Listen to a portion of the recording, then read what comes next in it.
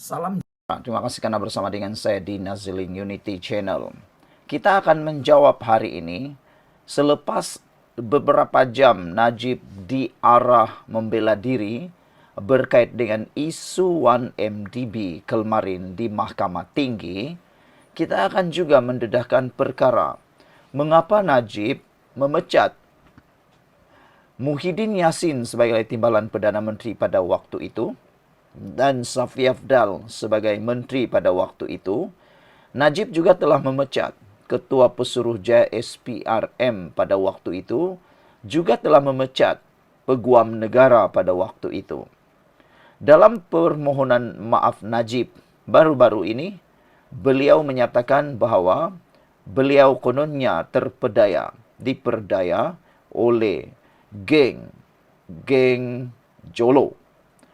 Beliau kata beliau sepatutnya mempercayai orang yang ada di sekitar beliau berkait dengan nasihat-nasihat 1MDB.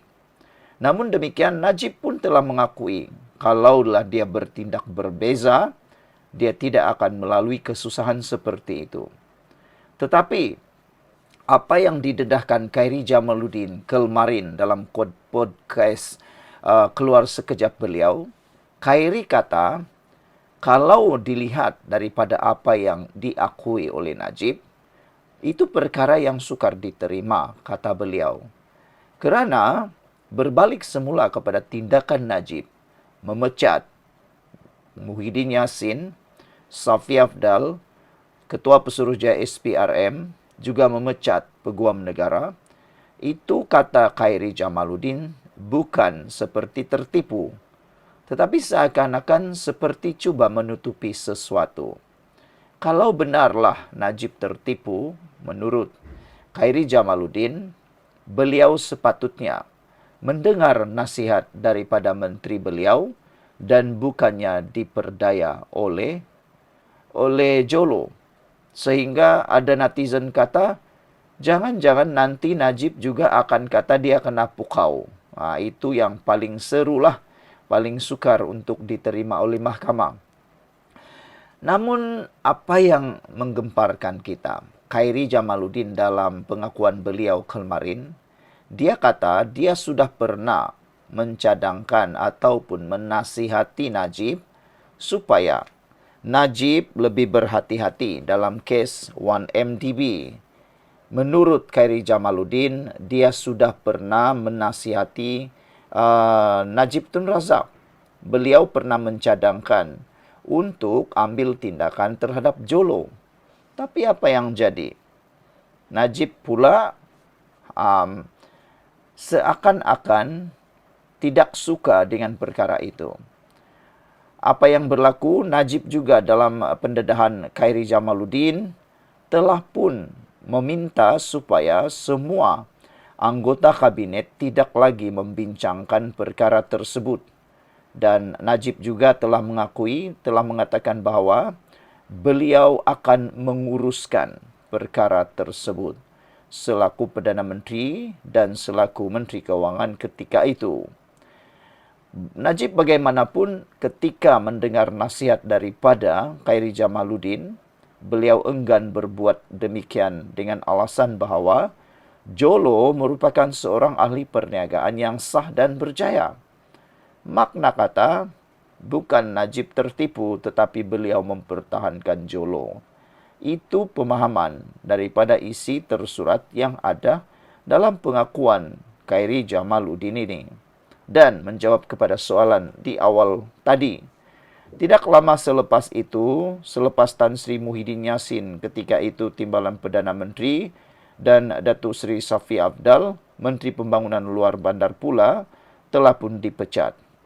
Arahan juga diberikan kepada anggota jemaah menteri supaya tidak ada lagi perbincangan berhubung 1MDB. Semuanya akan diuruskan oleh Najib sendiri dan Perdana Menteri sebagai Perdana Menteri dan Menteri Kewangan, kata Khairi Jamaluddin. Selain daripada Muhyiddin, Safi Afdal dan Datuk Seri Mukriz Mahathir, terdapat beberapa lagi anggota jemaah menteri yang sentiasa mencabar serta mempersoal Najib berhubung kes tersebut. Jadi saudara, inilah rupa-rupanya sebabnya Khairi Jamaluddin mendedahkan Tan Sri Muhyiddin Yassin dan Datuk Safi Afdal dipecat. Rupa-rupanya dua orang pribadi yang dekat dengan dengan Najib, khususnya Tan Sri Muhyiddin Yassin yang merupakan timbalan Perdana Menteri waktu itu, dipecat kerana mereka seringkali mencabar, mempersoal Najib berhubung kes 1MDB. Jadi, ada 3 peribadi yang berani mencabar Najib, mempersoal Najib berhubung kes 1MDB, yaitu Muhyiddin Yassin, Muhammad Safi Afdal dan Datuk Seri Mukriz Mahathir.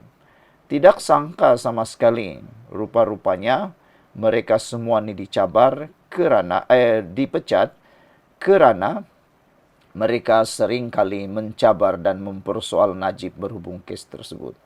Sebenarnya saya terfikir-fikirlah kan, kalaulah Najib pada waktu itu tidak terpedaya, tidak diperdaya dan tidak mempercayai Jolo, beliau katakanlah dia lebih mempercayai timbalan Perdana Menterinya pada waktu itu, yaitu Muhyiddin Yassin, sudah tentu kerajaan Barisan Nasional tidak akan tumbang. Walaupun sudah 60 tahun, 50 tahun lebih memerintah negara ini, masih boleh tumbang gara-gara kesilapan besar Najib Tun Razak.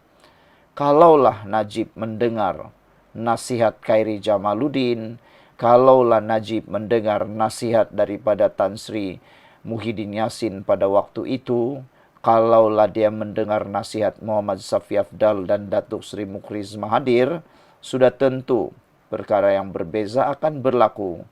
Demikian antara yang dinyatakan oleh Khairi Jamaluddin. Beliau sepatutnya tidaklah memecat mereka semua ini. Tidaklah memecat menteri, tidaklah memecat timbalan Perdana Menteri, tidak pula memecat Peguam Negara atau Ketua Suruhanjaya Pencegahan Rasuah Malaysia. Kerana mereka ini semualah yang sebenarnya sedang berusaha untuk membantu Najib supaya tidak terjerumus lebih dalam lagi di dalam masalah 1MDB itu. Nah, tengok pada waktu ini Najib seorang yang menanggung semuanya. Menjadi persoalan kita semua, bila Jolo akan ditangkap. Silap-silap hari bulan, kalau Jolo ditangkap, Najib boleh terlepas. Jadi kenapa Jolo belum lagi berjaya ditangkap? Itu persoalan netizen dalam ruangan komen. Sekian untuk kali ini, jangan lupa tinggalkan komen Anda.